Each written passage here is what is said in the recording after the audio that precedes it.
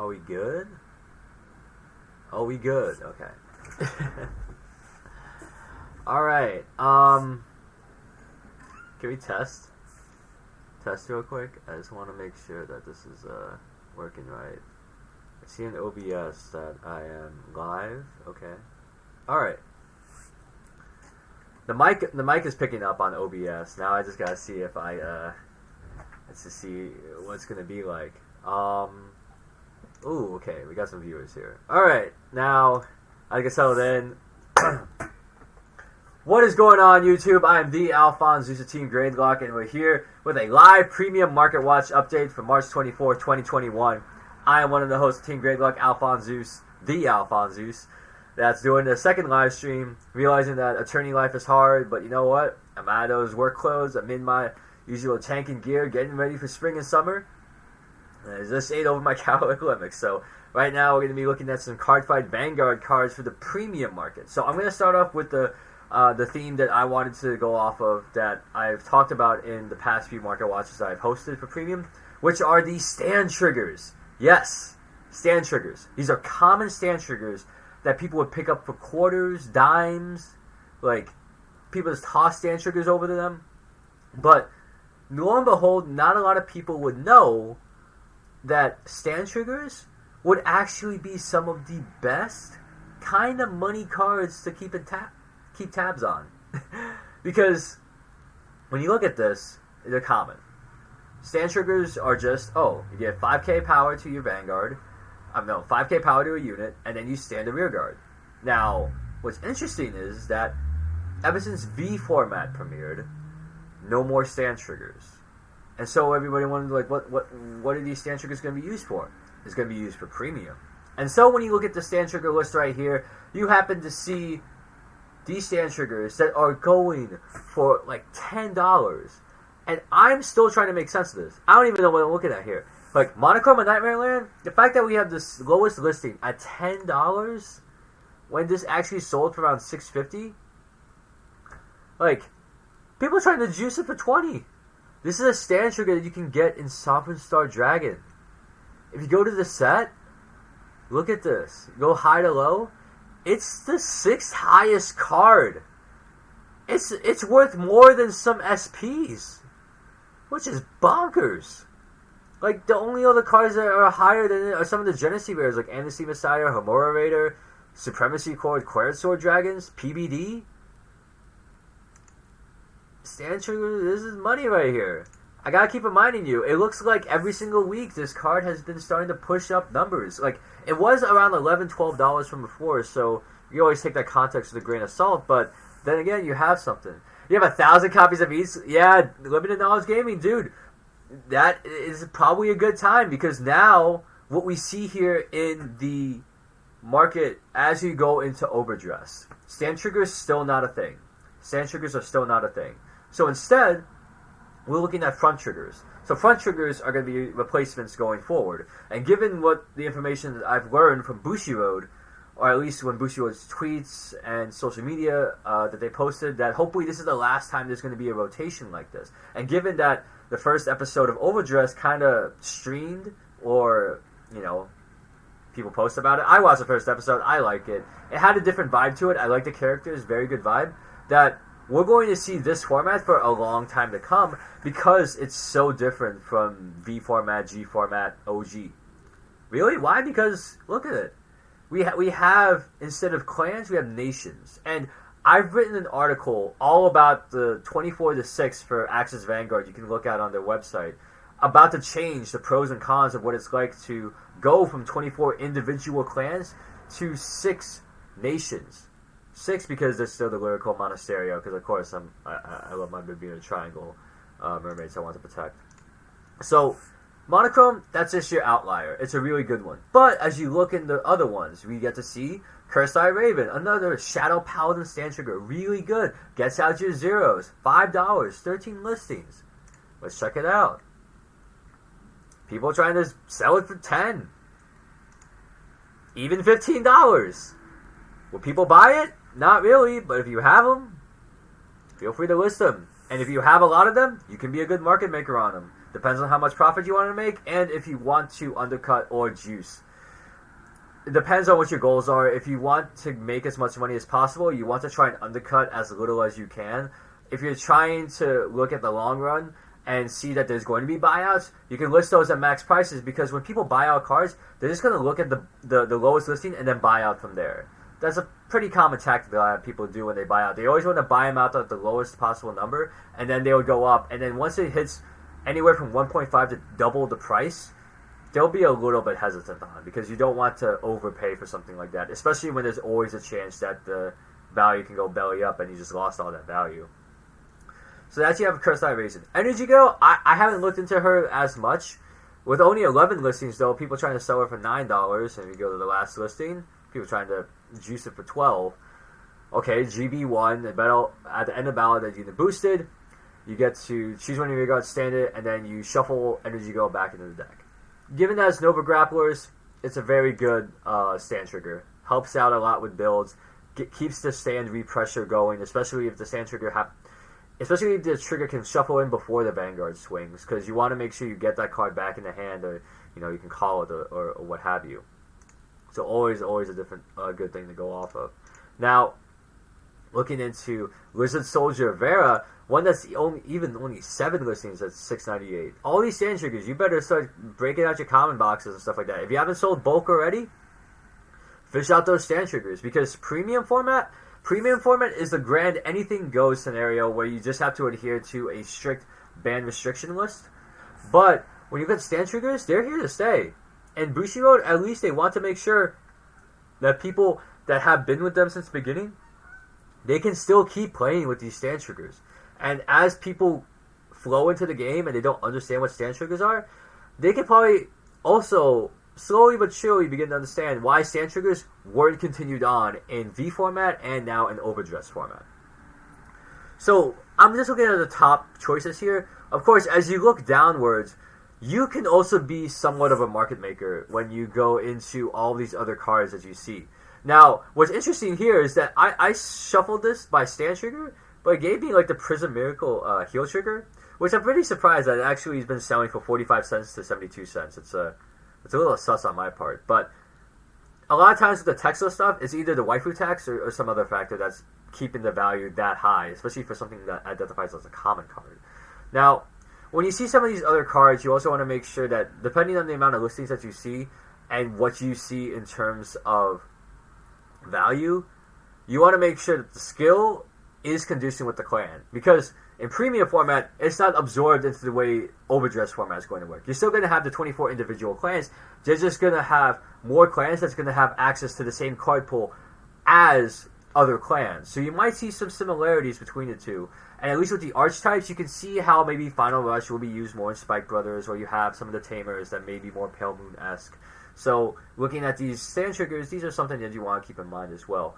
If you see stand triggers that are going for maybe less than $1, you can try to be the market maker in that regard and buy out everything and then list them for whatever price that you want. But you're going to have to do a little bit more research, because you want to make sure that the stand trigger is conducive with a particular strategy that could either make, break, or retain a certain meta. So you want to make sure you have those questions for you as you go down this list. Now, the next cards that I want to go up to, I've reached out to my fans. Hey, Danji Danji's a bro, man. I like him. Danji is a smart man, and he definitely likes Yu. If you haven't seen the first episode of Overdress yet, don't worry. I won't go into any more than that. Just feel free to, when the first episode goes live, I'll totally, do my thoughts on it. I saw Sean from Winning Image post a video about it, so, no spoilers, but of course, I like where the anime is going. I'm totally for it, so I look forward to that. Now, as we go into the next part... Nope, I don't want to open that window up yet. Okay. So, one of the other cards that one of my friends from Team Gradelock fan band that recommended me to check out would be Ghidorah. Now, Ghidorah has been pretty much a waifu tax card in a clan that hasn't really had much time for waifus, which in this case would be Mega Colony, because you have bugs that revolve around the general strategy of stunning your opponent's Vanguard, well, as we got into the later parts of the original format, but really stunned a lot of your rear guards that they can't restand, when they would go to their stand and draw phase. It seemed like a great strategy, but when you had decks like Nova Grapple and other stuff, those rear guards can still restand through other skills and stand triggers. So by the time we get into G format as well as V format, Mega Colony started to find its own footing in terms of you can't call cards here. So they have become more of a hard control unit. And when you have a waifu tax symbol unit like Gradora here, now you can take a look at all these cards here that have either risen in value or dropped in value. And if you're looking to make a Gradora deck, you can always look at some of the OG units as well as some of the cards that came out in V format. Now, looking at some of these cards here, like the OG Gradora, looks like this is the one from the Awakening Zoo, because you can tell there's no gift marker there. Now, okay, when placed on Vanguard or G unit Stride, which is basically one of the most optimized versions of a Stride Break unit, because as popularized or retained in the meta as Ange, Perfect Performance Ange, which was one of the last G units to come out before V unit for Bermuda Triangle, that you have these awesome abilities that it seems like you can do them twice in a way, almost, if you go second. Because you place on Vanguard, counterblast 1, boom. Or when you G unit Stride, counterblast 1, boom. I think the ruling still has to be confirmed here, but I guess if anyone in chat can do that. Yeah, a good 100 copies? Yeah, believe me. You want to be careful with the way that you market make. Because there's always a downside when you start to list for too higher of a cost than either the market price or the current listing price. You want to make sure you can put the premium maybe a little bit above the minimum price. Because if you sense that there's going to be a buyout, or if you sense that more cards are moving from your inventory than usual, you want to make sure that you can go through a question process of wondering why are these cards moving? Is there a new card announcement I was unaware of? And then go to, okay, how can I make this market if I happen to have a large amount of inventory in there? And another question you should do before you hit list, do I want to keep these cards? Because I know some folks that definitely like to collect certain amounts of cards. Like, I've seen somebody post in Vanguardians that their collection of the Luquier set, and they actually framed it too. It looked really nice. But then you also have other cards that just like to collect all the copies of the Shadow Paladin cards, especially for, like, you know, Phantom Blast of Dragon and Blast of Dark. So that's always going to have a collector's market in addition to being a competitive market. So you have two different audiences that are seeking to go in there. So Gradora in particular, Gradora has seen some interesting play in premium. You see some, like, a random top 8 here and there. Not as popular as some of the other builds, but you can tell they've always been at least a part of the meta. Seems like, in terms of popularity, they're at, like, tier 2, tier 1.5. With Gradora, since there's a waifu tax, she's one of the only waifu tax-esque units that have gotten so much support as such in both OG, G format, and V format. So Gradora in particular, this is a card that you always want to keep a tab on if you have a lot of her. And then this extends to her whole line. Now, of course, this not just pertains to the Gradora unit herself, but to all the other units that have Gradora in the skill name. Because when people are building a deck, you want to make sure the cards synergize with each other. And when you have Gradora, you want to make sure that you have those cards that line up. And since that Bushiroad has been pretty kind here, by naming the same Evil Governor Darkface Gradora from G format to V format, it pretty much goes with it because you still have the Gradora name that other grade 2, grade 1s can synergize with because they have the named unit in there. Of course, this has the con of saying that you can't run 4 copies of the OG and 4 copies of the V format Gradora because they have the same name. So you have that pro and con there, where I believe that the pro is better than the con, because there are some units or some ways that they capitalize on the name. So if they did Evil Governor Darkface Gradora, and then you have the V format being like something Governor Darkface Gradora-esque or something like that, then you can actually do that. So, you know, for those of you that want to make decks, be sure you keep that ruling in mind, because I don't want you coming in with 8 copies of Gradora, and that would be really bad. So yeah, the storage unit, believe me, you want to have insurance, do all that stuff, make sure you protect that stuff. So, Gradora, that's one thing. And when looking into Gradora as to looking at all the versions, you can look, if you want, at Mega Colony and probably see if there's a Gradora unit in there. So let's go to the Card Fight Advanced Search Guide, so it's kind of like also a how-to, where I guess if you can put in the description, maybe the description will have Gradora, and then we'll make sure that it's limited to only Mega Colony. Trying to learn how to search on TCG Player. Alright. Okay, nothing was found. That's fine. So that means that we only have access to the Ghidorah. And description, I thought it would be like, listed in the skill or what have you. But again, we can do a general look at Mega Colony. From the high to low stuff, looks like Stealth Millipede has started to... Whoa! I feel so sorry for someone that had to pay close to $61 for a triple rare promo of that. Especially with Overdress coming out within the next 2 months, really bad. But another card I see that's been following up recently looks like a little bit more activity in terms of another listing or so for Obi Trandis. Believe me, Obi Trandis, if you're running the Mega Colony Premium deck, auto include. You need at least 1 or 2 of this guy. Being able to prevent your opponent from superior calling stuff for a whole turn, godlike. And I will champion this card till the day I die. This guy's good. Way worth the 2 counterblasts that you're paying for. And, I'll keep saying it. I'll keep saying it. So, next up, let's take a look at the Starvaders. Now, Starvaders in particular, let's just say it took maybe a little bit of a hit, because after we've seen some of the reveals as posted from not only Bushiroad, but other secondary sources like Black Rose and Musketeer Drevlin, we get to see Starvader cards. And we thought that they were going to get, a little bit of resurrection. But given that some of the themes of the units have changed slightly, so instead of Battle Sisters, you saw Divine Sisters. Instead of, the rushing ace for Spike Brothers, you have, the Diabolos. And it seems like they're really going for the original one in there. That it's going to be a little harder trying to find that synergy.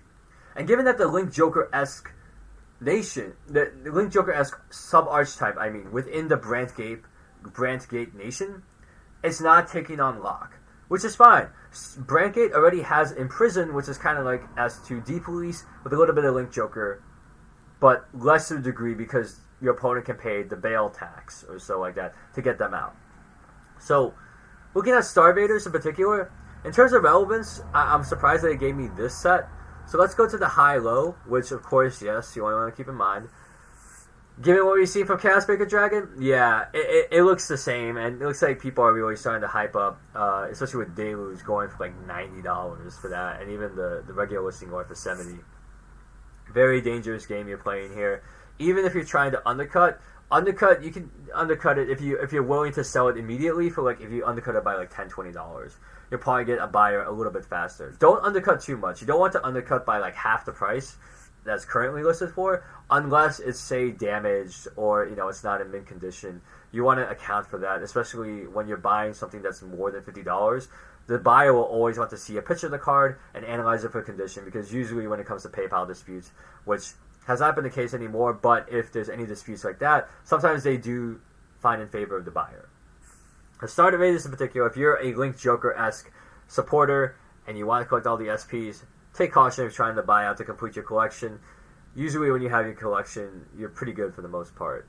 But when you look at some other cards that seem to be very interesting, Glendios, you see that ticking up a little bit in the listing price, even though people have been more than willing to pay $20 for it. Maybe trying to try out some weird Glendios build, which I respect that. It's just, it can be a little bit hard, especially when you're running a lot of grade 3s if you really want Glendios' skill to go off. Now, given that we also have a shout out to Freeze Ray Dragon, which Freeze Ray Dragon, of course, is like the safety valve when it comes to shutting down multi-attacking decks, especially if they don't have protection against targeted effects. Like in this case, Lock. Oh, I take a damage? Lock. It's not really a it's pretty bad. Even though that, yeah, you can you can try and cheese it a little bit, but Freeze Ray's Dragon, just on the second skill alone, it's worth it if you're running the Starvader-esque deck, if I may so say. And it's really, really good, really, really worth. So be careful with that. Now, the next stuff I want to look over, let's see some of the other Starbreaker cards, because as you get deep into these pages, of course you see some lower units. But then again, once you see low listings that are listed on some of these cards, if you have the inventory, you can be the market maker. You can try and list them for your price, but if you just follow the guidelines, depending on your market goals, you can probably find yourself more success on TCG Player as a seller because, of course, when you put your trade name onto TCG Player, if people like buying cards from you, they'll come back because especially when they look at your packaging, they look at your way that you handle the cards, that you label the cards as near mint or mod play, heavy play, that type of thing. People appreciate that honesty up front. Believe me, it's a really important part of buying and selling cards on here. When you see the same trade names over and over again, like say, let's check out this heel trigger here. Okay, we have 8 results, 8 different sellers trying to list it. Low is 4, high is 10. You can see above them all gains, strictly broken TCG, bag of stuff, super gamers, card questing. All these sales that you see here, you can see that people like going to these sellers because you see that they're trusted, they're rated. People trust their judgment. And so when you see cards like this, people can even be maybe not so willing as to buy from meme lords over here and maybe willing to pay a little bit more premium for card quests because they've been not only maybe verified, but they have high customer feedback. So I guess you can see this is not just a market watch, but also a consolidation of buying and selling etiquette on websites such as the marketplace of TCG Player. So with Magdalene Extreme, of course, this is the G Guardian-esque, and given that it's also after a sub-archetype unit, this has a little bit more oomph value to it, because people can feel free to list it for even more than the $4 that it is, because bonus Star Vader deck, you want a lot of Star Vader-esque units in there, because there are some units out there that need to count, like, okay, by the number of Star Vader cards that you have here, or etc. Now, are those cards worth it to keep all that in mind? No, but it kind of goes with the theme a little bit, which kind of clues into the mental cap that, okay, I want the headspace that I want as many Star Vaders as possible just to cover my bases. And that's the thing. So let's see what other things we got here. As you go through this a little bit more, man, Prometheum. The OG Perfect Guard for Link Jokers. 11 listings as low as $3. A lot of times, people think that, it's just a regular card. It's just a regular card. You just choose a Link Joker from your hand and discard it. It's a general PG. It's not in a specific PG where you have to discard a specific card or you have to do X, Y, or Z. That it's, not like the G format Perfect Guards where some of them, they only protect the Vanguard. This also becomes a collector card in and of itself because you have the original set 12 value to it. And you see it being listed as low as 4, high as 9. When you see cards like this, they could be collectors-esque cards, and given what Henry has said before, this seems to be a very collector-esque market, and so you always want to watch out for cards that can be on the cusp of it. But then again, you're really going to be careful with it, because even when cards are on the cusp, they can fade away into obscurity. There's always a chance of that. Depending on how high or low it is, you're going to have to keep up with all the news. You're really going to have to keep up with all the news. So let's see here. As we go deeper, let's see into this take what we got here. Ooh, a Star Vader, Imaginary Plane Deck, and SP. Not really a big one to see. Colony Maker, I remember when that used to be a lot of money before. Just a really good card, just a kind of must win a superior call card when your opponent has a loft card in there. Really awesome. Omega Fall Glendios. Given that Glendios has seen an uptick in prices, always clue into other cards that either support the archetype or have the similar name to it. So Omega Fall Glendios, maybe something to look out for. It seems like to be, even in the G set, seems like a cheap card to pick up, especially if you want to market make your price on it. Let's see, as we go a little bit deeper, I remember when I had Dark Band Dragon. Oh man, that was a promo that was funny. It used to be just $1 back then, now it just dropped like a sack of bricks. Let's see, Rejection Dragon, Demon Maxwell. There are other G Guardians that are way better than Maxwell. Given that Maxwell is part of that initial class of G Guardians that just gives you an extra plus 5k shield, given that heal triggers of V format are actually just originally 20k shields, Demon Maxwell has seen less play, and even lesser play because you have more superior G Guardians, like Destiny Guardian. It's a lo and behold for Link Joker. It's sad, but there's a lot of clans that identify with the same esque as Link Joker, where there are just too many other better G Guardians that the original G Guardians that only give you a plus extra 5k shield become a little bit obsolete, and people just look at it like if they want to complete a collection or so.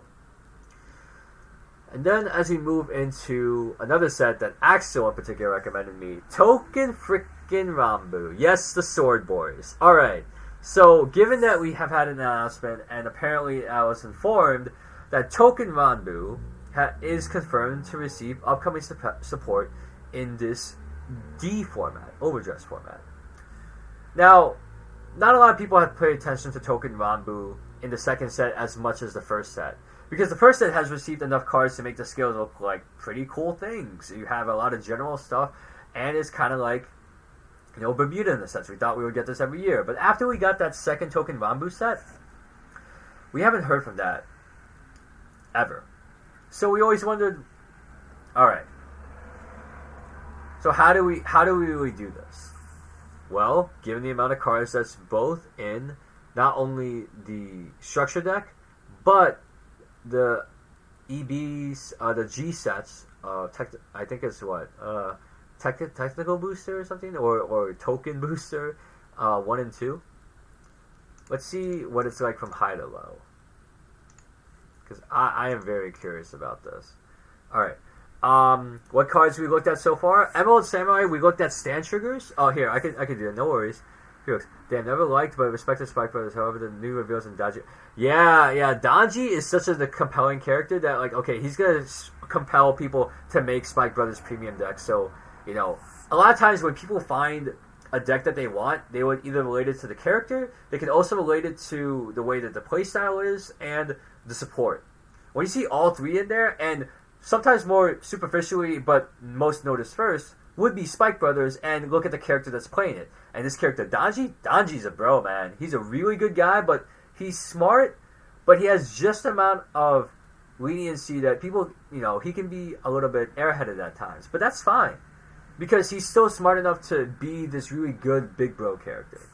And for those that haven't seen the episode, don't worry, I'll leave myself at that.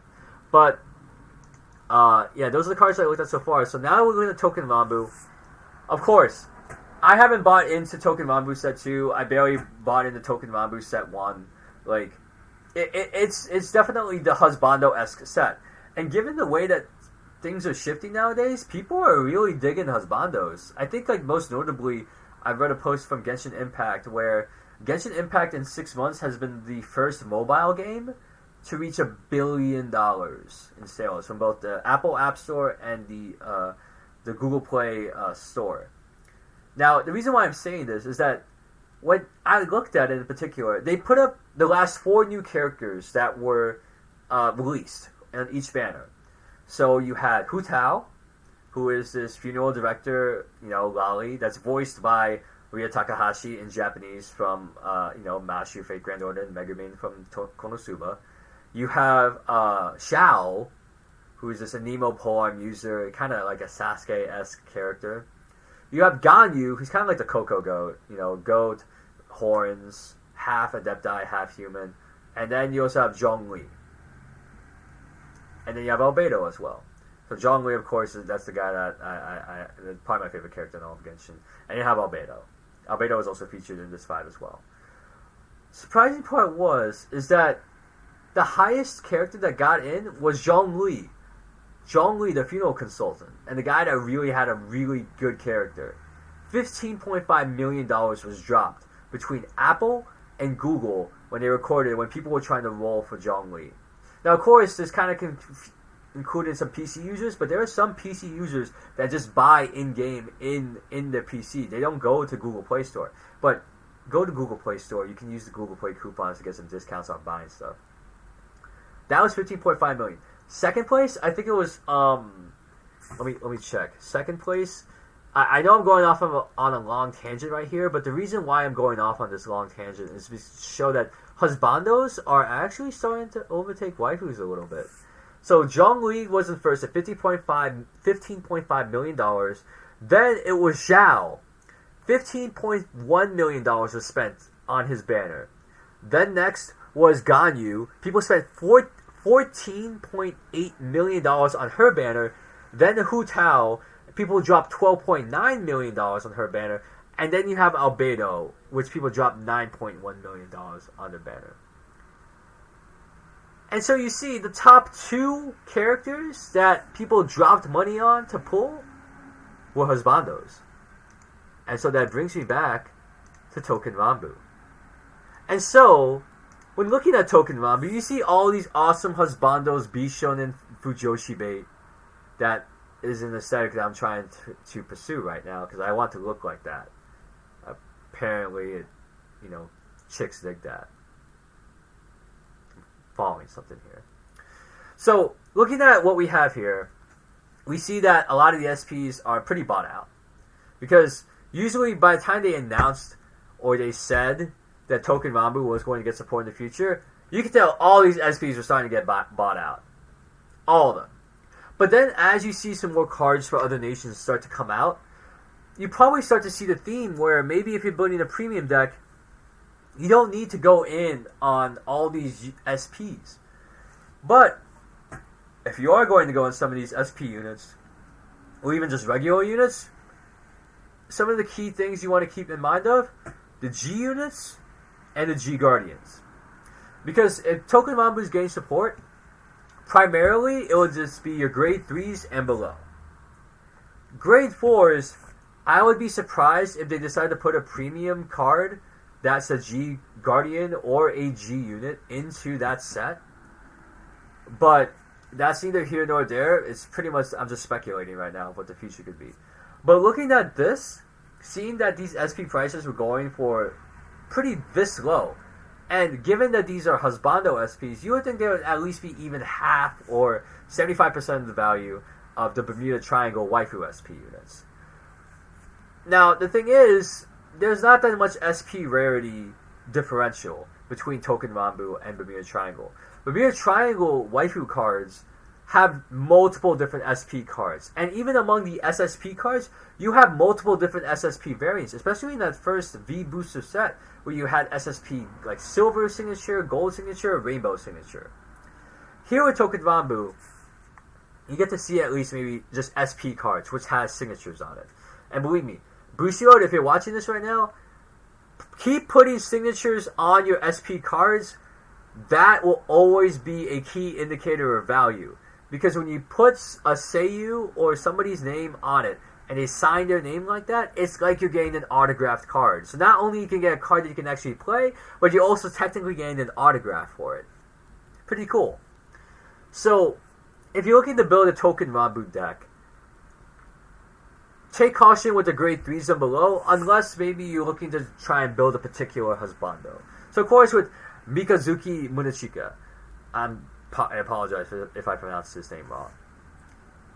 You can tell that as the main poster boy for Token Ranbu, at least from set 1 and kind of forward, this guy is going to be something you want to keep tabs on first. Because this guy has GB, he has a nice stride unit, and, his skills are not actually too bad because you can get a built-in critical, and then you can also restand your board, which is very, very good. Even though you have to discard 2 cards, it's a nice card. It can help enable multi-attacking, especially with whatever overdress format they're going to be getting in. Who knows? But looking into the main characters like Mikazuki, and you also have Surumaru Kuninaga Toku.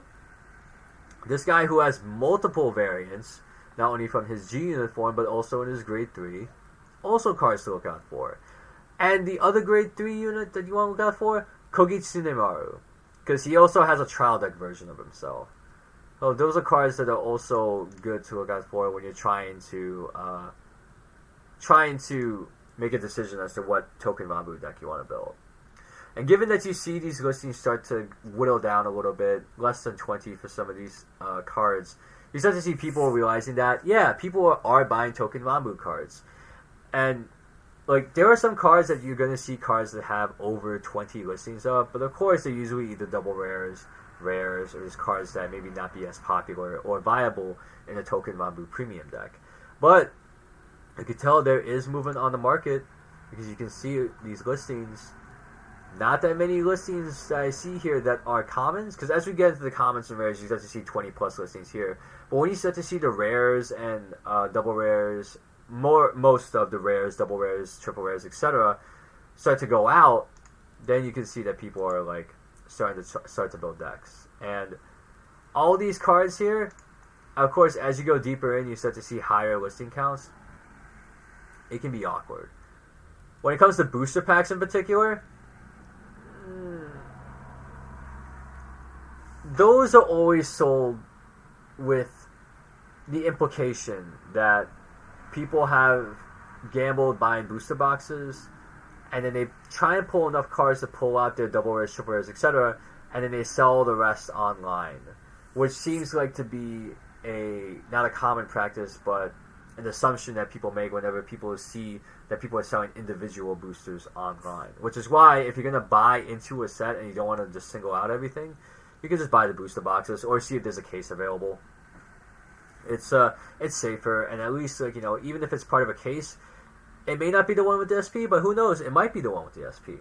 So, besides buying these booster boxes, instead of buying the booster packs, get the booster boxes.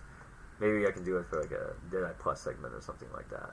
So, all this stuff you want to just keep an eye out for Token Ranbu, because as time goes along and we start getting the announcements of when Token Ranbu is going to be out, you're going to see the next wave of activity that's going to happen, because now we can expect within the next couple months or so from that announcement that people are going to start doing spoiler reveals. And that's going to be a market that's going to take place when it could be too little too late when you're trying to pick up cards for these prices. So the caution is that if you have the money that you can set aside, of course, to buy up cards like this, be conservative with it.